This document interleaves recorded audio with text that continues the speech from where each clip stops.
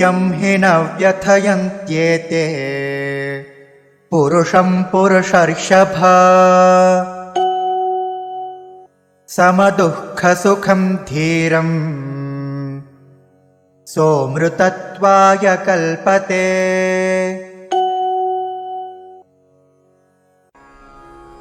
यं हि न व्यथयन्ति एते पुरुषं पुरुषऋषभा समदुःखसुखं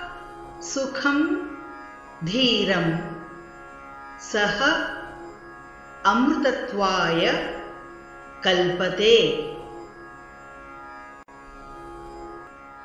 यं हि न व्यथयन्त्येते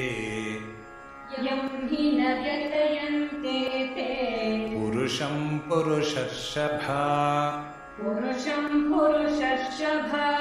समदुःखसुखं धीरं सोऽमृतत्वाय कल्पते।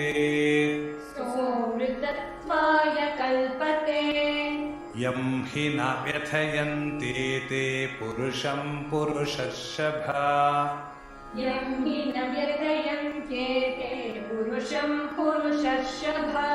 समदुःखसुखं धीरं सोऽमृतत्वाय कल्पते।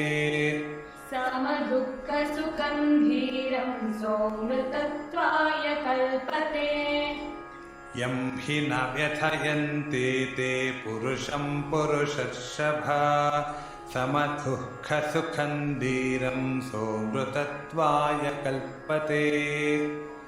यं हि न व्यथयन्त्येते पुरुषं पुरुषर्षभा समदुःखसुखं धीरं सोऽमृतत्वाय